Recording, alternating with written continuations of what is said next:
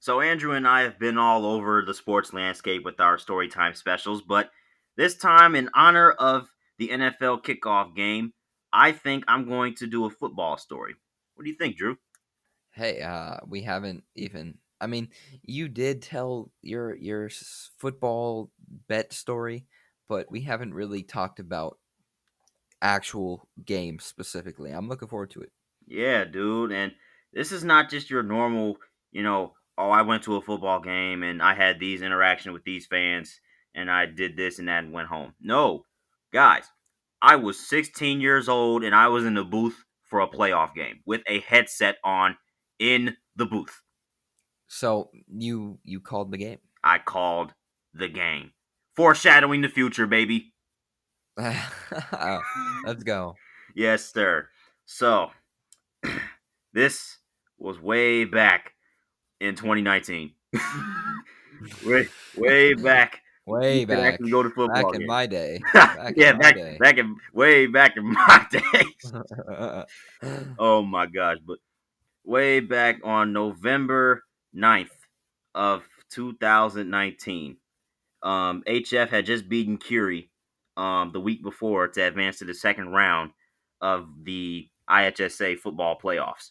And once again, I was called to get in the booth for a radio broadcast, and I was like, okay. Now the previous week, it wasn't really all that exciting for me because it was an absolute blowout. I got a chance to get my feet wet and see how I broadcast the game and see what specific calls I could make and stuff like that. But I really didn't have too many chances to, you know, really raise my voice like that. It's just like, yeah, that was a blowout. I remember one time, um, I was really, really hungry and I wanted some nachos, but I was calling the game. I was calling the game, bro. I was like, dang it, man. I love game day nachos, man. Oh my god.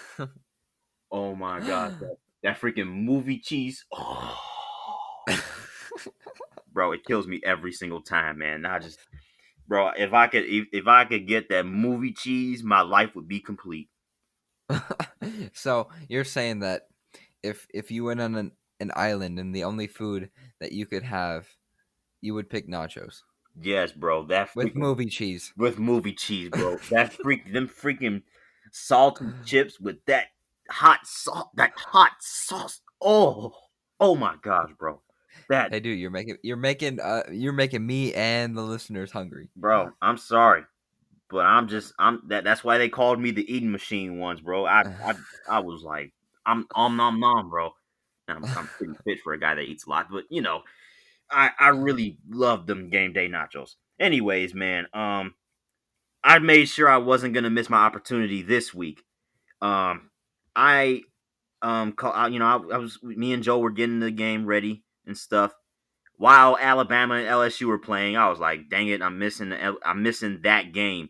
And one of my buddies, Christian, big LSU guy, obviously they were talking about it, but I was like, me and Joe, we gotta do this game, man. Not to say that doing the game was bad or anything. As a matter of fact, I would rather call a game than watch a game, obviously. Yeah. But I was like, dang, I'm missing Alabama LSU, but it's worth it. Meanwhile, me and Joe are setting up and stuff, and we're watching the players warm up, and bro, I'm listening to the bands of the HF band, bro. If there's one thing that gets me pumped up, it's those freaking tenor drums and those snare drums that those sports bands play, bro. It is so bone chilling to me, bro. I love it. Dude, I think a lot of people agree with you that that is really what makes college football. Like that was those are soundtracks for like the college football games. Yeah, I mean, the college football theme was literally a drum line one time. Yeah. Yeah. And I mean that again, that's what makes college football. It's so awesome, man.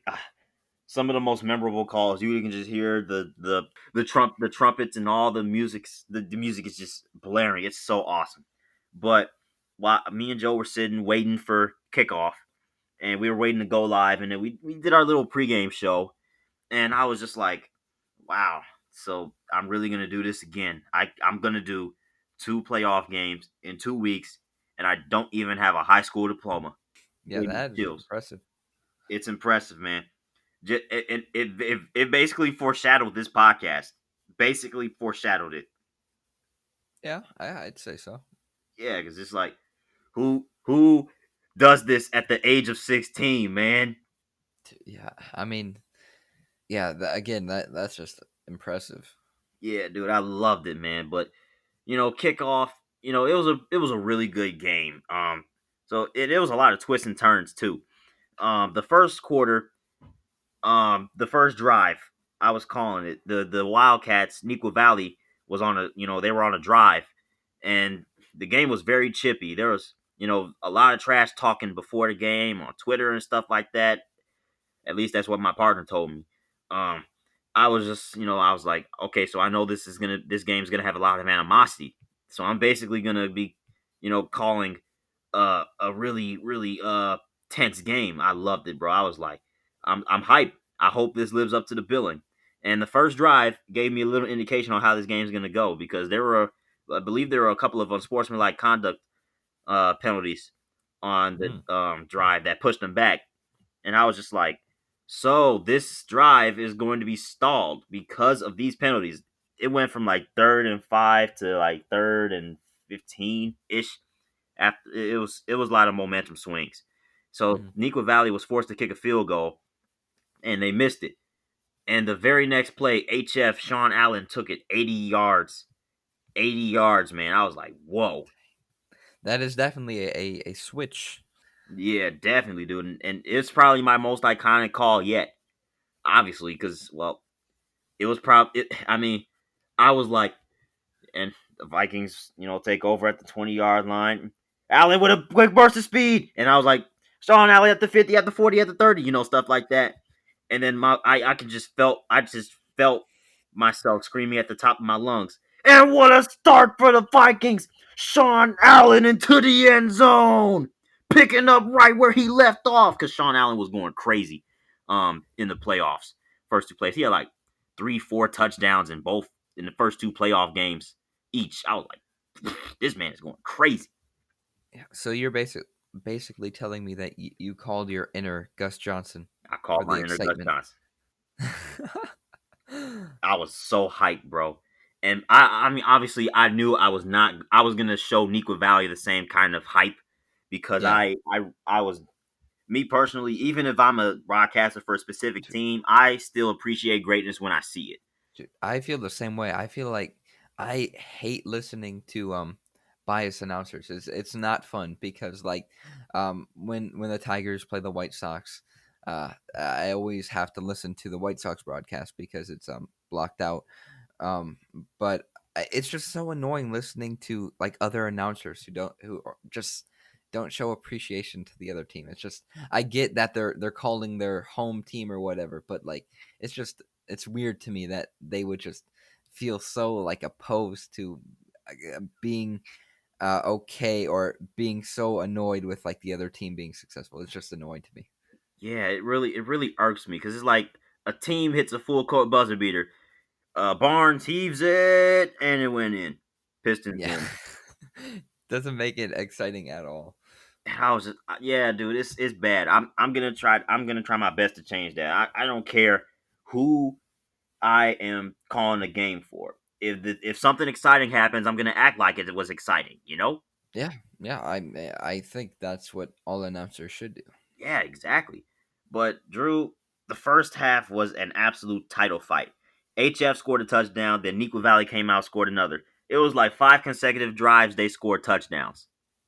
So, I didn't your excitement level increase or decrease? Oh, it increased, dude.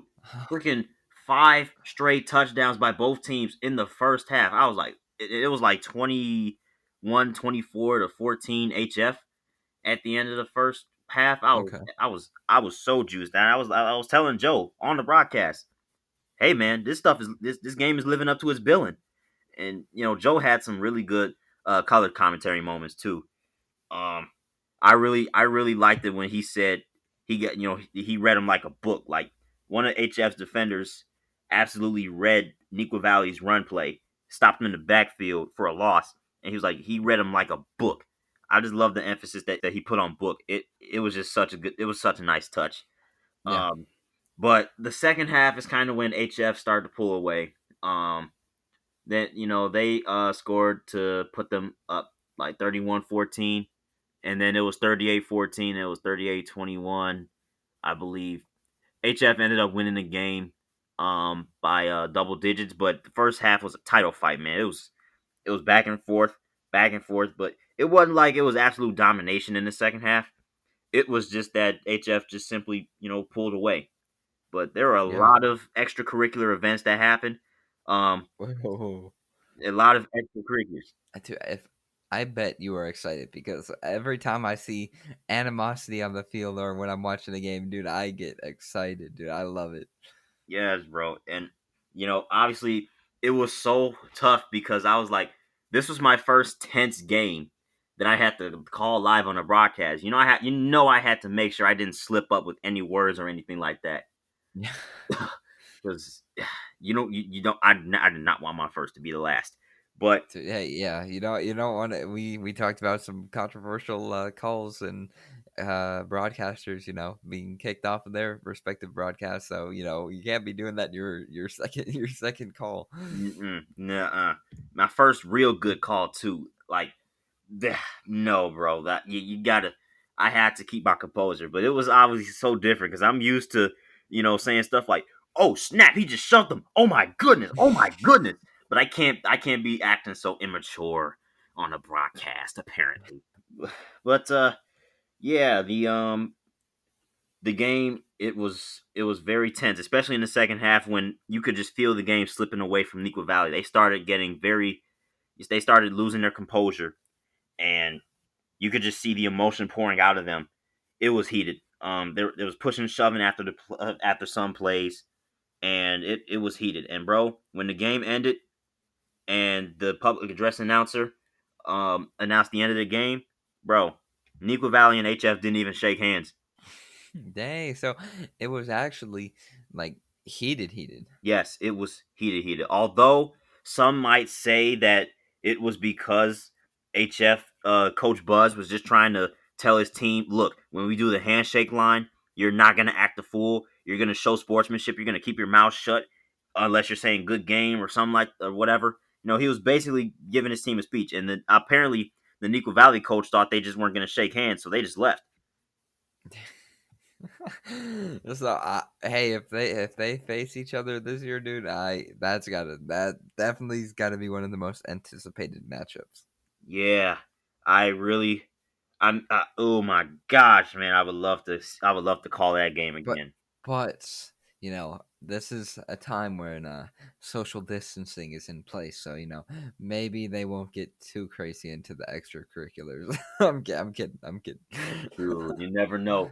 You never know, man. We still see a lot of animosity in sports, even during a pandemic. Dude, So, I know you see the in baseball those bullpens run out as fast as they can, get in the middle of everything, dude. I'm looking forward to the next time they meet. oh yeah, definitely, dude. And at the end of the game, it was so like, dude, during the entire halftime break, I was smashing on some game day nachos, baby. Oh, there we go. Man, as soon as we went on permanent break for the first half, I was like, let me get into that concession stand real quick, chief. You ran down there as fast as you could just get the game day nachos. Dude, I didn't just run down there. I snuck down there. I had to be sneaky with it. I did not want to bump into the VTV advisor, bro, because I know he would probably hit me with the Jotham. What are you doing outside the booth, man? I'm like, uh, I want some game day nachos, ski. Gotta have the game day nachos. Yes, bro. The game day nachos, man. I was like, oh, dude. I felt when they gave me the nachos, I felt the crisp heat just coming from the container. I was like, oh, I'm gonna smash. Stop, dude. You're making me hungry. This story time episode should be called Game Day Nachos, dude. Oh my gosh, bro. Oh my. You know what? That could be a decent alternate title. Game day nachos. Oh my For everyone on watching or listening on YouTube or Spotify or whatnot, the picture of this episode will be Game Day Nachos. It will be Jotham eating nachos as the picture. It won't be the book or the clock. It will be nachos. God. Oh my gosh, bro. That game, I'm telling you, bro, them game day nachos made me feel different, man. I was eating them. I was eating them in the booth, bro, right next to Joe, and he was like, "You smashing on them nachos?" I said, "Yes, bro. I am not missing that opportunity again, bro." Yeah, I mean, hey, I don't blame you. Nachos are good. Yes, bro. They're so good for me. I mean, I feel like they should call me the Nacho Monster. Ah, Nacho, dude, I'm trying to think of a nickname. the Nacho Macho Monster. Nacho. The Macho Nacho. Jotto the Nacho. Dude, it literally sounds like a wrestling name, dude. That could be a wrestling name. Nacho Jotto. Oh my gosh, man. I'm What telling you, has the bro. story time come to? We've just been going off about those game day nachos, man. I mean, bro, I'm telling you, bro.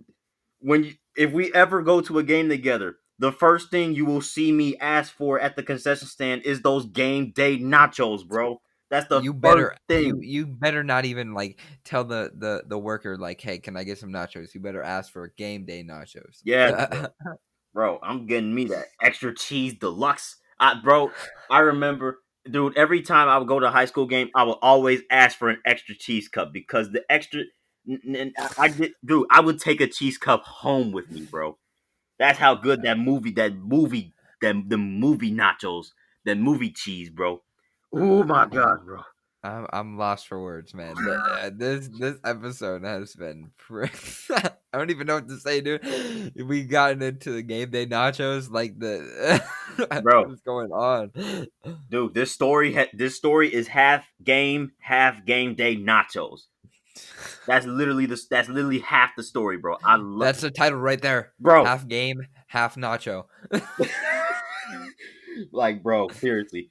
But at the end of the game, we were signing off on our final remarks, bro. We basically did the whole show. We did pregame show, did the game, called the game, had the halftime show, had the second half, and then we had the post game show. It was basically a near 4 hour masterpiece by me and Joe. I bet that was fun to do. Yes, bro. And you know, I know we've gone international on top of the standings, but there Yeah, was a shout out time. to Germany and Ireland. Yeah, shout out to our listeners in Germany and Ireland. Thank you very much. Going international again. But this is not the first time I've gone international. This game that I called, I had listeners in Canada Mm. uh, for an Illinois high school football game. Hey, shout out Canada. Yeah, shout out to the international uh uh platforms and landscapes that allow us to be listened to internationally. Yes, Yeah, sir. thank you, Anchor. If you guys haven't heard of Anchor, best hosting platform in in in the world. Yeah, yeah, yeah, definitely, definitely. But 16, two kids put it on their back and said, "Let's make a podcast," and we run it with it. Yes, sir. Let's get it. Shout out Anchor. Yeah, yeah, But yeah, dude. yeah. Anchor. Yeah, best. But yeah, dude. Eventually the game got posted on YouTube, and Andrew, Okay. I re-listened to the entire broadcast. It is 3 hours, 50 minutes, and 21 seconds long. How many times have you listened to it back? I listened to the entire thing over again one time because Oh, I was gonna say. I mm, was like, really? Like, if you would have listened to that thing, like more than once, that is dedication there. yes, dude. I mean, when I count listening to as like listening to the whole game again. I've only listened to the entire game once because that was only to literally blow up the comment section with timestamps on the best points of the game. It was very very pleasing to go back. And basically that's the YouTube video is basically game film for me. It's Yeah, I could basically see game that. film. Yeah, yeah. I would go back and listen to my calls and think to myself, okay, how could I have called this better? Okay, this stutter needs to go. that is it's basically such a great help. I'm so glad Ski posted it on YouTube because I even I I have 33 timestamps in the comment section. I bet everyone looks at those comments and like, oh, I guess that is the guy who called the game. Yeah. And then I remember one comment I said, "Hey ESPN, Fox, NBC, CBS, I Jotham in parentheses could be starting your second halves of game like this for you guys in the future. Stay tuned." Subtle flex. Subtle flex, yes sir. Dude, I was the flexing was so freaking subtle, and I didn't even know it. Yeah. Hey, I mean, hey, I don't blame you. Yeah, dude. But there were also some weird moments. Like the game got stopped for no reason. No reason other than just to look at the scoreboard. I thought you were gonna say game day nachos. Nah, bro. Show's got to go on, even when I'm smashing on them game day nachos. Um, I also had some funny calls. I even made an AP Lang book reference. Because me and Joe were in the same AP Lang class. It was funny. Um, but yeah, we're that for the listeners on YouTube. I'm definitely gonna leave a link in the description to the broadcast so you guys can see, hear at least hear what we're talking about because this was a radio broadcast after all. So, um, you're I mean, but the calls were just tremendous. I love doing them. Definitely doing Yeah, it again. Six truck. I mean, the VTV they've come crawling back to me. Calling back to me. They said six live trucks in the month of September alone. I was like, oh yeah, I'm finna get it. yeah. Hey, if you're gonna be calling a lot of games, dude, you're gonna get a lot of experience. Oh yeah, dude. Especially across multiple sports, from volleyball to football to basketball, now to tennis. Yeah. Yeah, bro.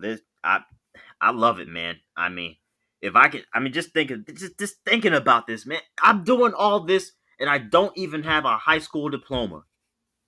It, hey, we're just this is just us. We're doing good. Man, they better watch out, man. They got the hailstorm and the Jockman hurricane coming. Yes, yes, they do. Yeah, dude. But that that is freaking playoff Jotham right there. Um, I I called a couple of playoff games. The one against Nico Valley was undoubtedly my best game yet. I had my mom was listening to it on the radio. Um, Joe and I had a blast. It was very really cool. And Joe and I we look to be back at it again for these tennis matches coming up. So, I mean, stay tuned, everybody. Yeah, I mean, like you said earlier, we're gonna leave a link in the description for the broadcast if you guys like to listen. Show some love to that. Dude, this was a fun story. I had a lot of fun. This was really good. Yes, dude. We've definitely had some meme worthy phrases. We've had the positions. We've had the now we got game day nachos. Then we have subtle flex. I mean, we just come up with so many phrases, so many original phrases. Dude, yeah, this has definitely been the funniest episode of Top of the Standings, both story time and normal episode. This was funny. Yeah, this was comical. This is the first time that we've really had such an expanded, period of time cracking jokes about a phrase. Hey, what are you gonna do after this? Go get some game day nachos. Man, I'm finna smash on these nachos for breakfast, lunch, no, just, no, but seriously though, man, this is why I miss. This is why I miss, sports events because I would go to the HF games, some of the games, just to get those game day nachos. Well, I feel like that is a great place to end. Just the game Game day day nachos, nachos. just game day nachos. And yeah, if you guys enjoyed, please be sure to get out of the house, go get you some game day nachos. As I'm sure Jotham would recommend a certain type of nachos, especially the movie cheese. But seriously, if you guys enjoyed, again, please be sure to follow us on all of our social medias. Top of the Standings on Twitter, Instagram, Facebook. Subscribe, like, comment if you're listening on YouTube. Also, check out Jotham's the original broadcast. Um, yeah, again, 5-star rating on Apple Podcast, Google Podcast, and Spotify. And yeah, this has been Top of the Standings. Andrew Jotham. We're out. Peace. We're out.